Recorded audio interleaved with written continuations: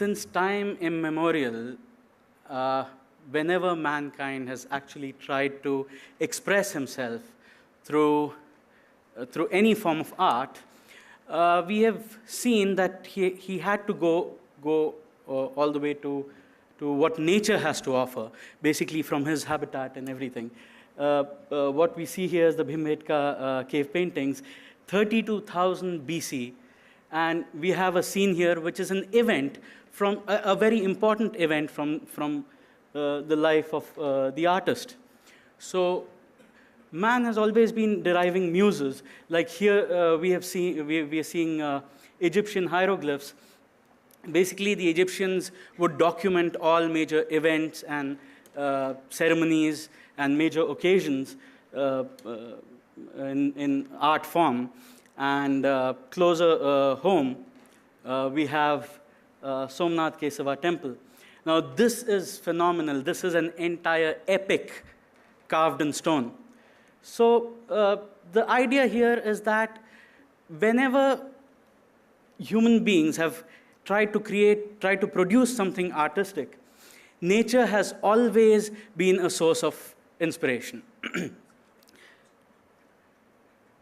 And the reason for this is that nature indeed itself is a sublime artist, right? In fact, such is the power of nature to create art and to inspire and motivate that, for instance, if you take a single element, if one person were to perceive a single element in nature and another person, and both of them would produce works of art, they would be dramatically different from each other.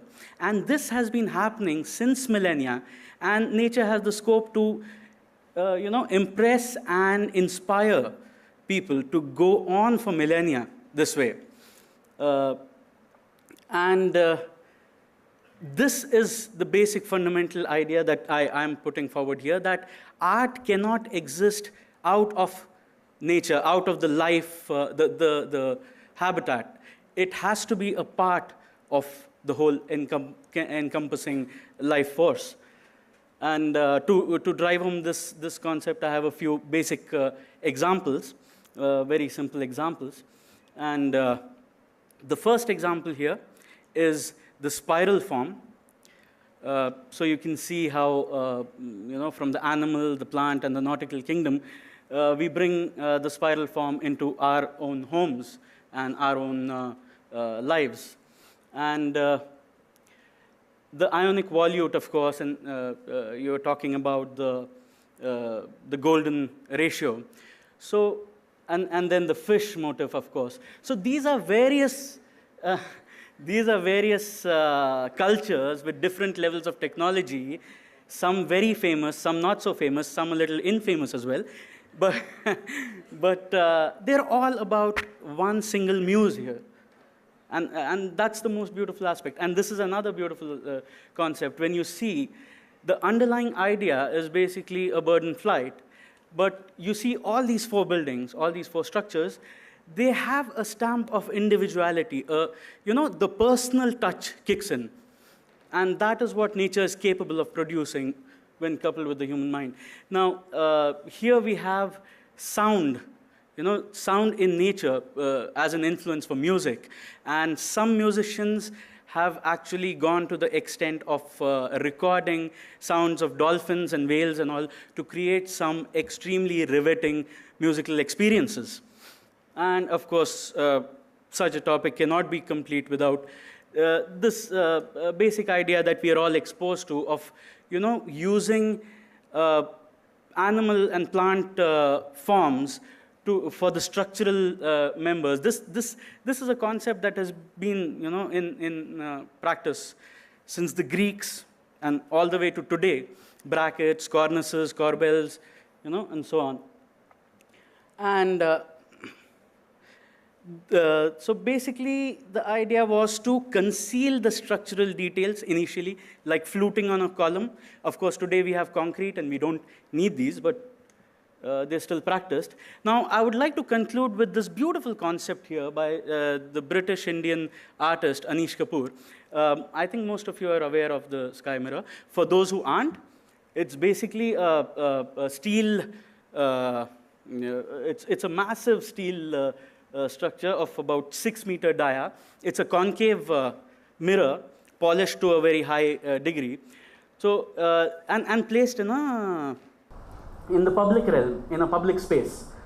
So this concept of putting a highly reflective object in a public space has been explored by Anish Kapoor and other structures of his as well, other installations as well. Now the interesting aspect is, this is what is known as dynamic art. It keeps evolving, keeps changing over time. You know, when birds fly over it, when people walk across, the seasons change, the shadows lengthen and shorten.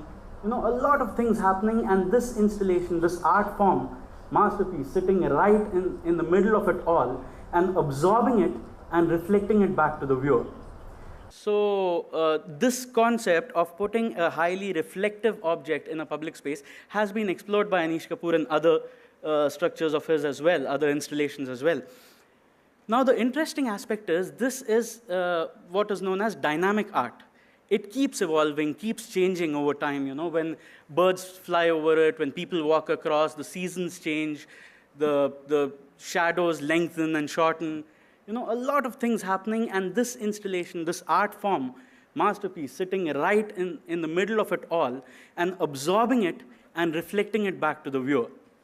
So I think this is where I think the whole fundamental idea of art imitating life comes into play, because what is a reflection if not a form of imitation, the best form of imitation, in fact.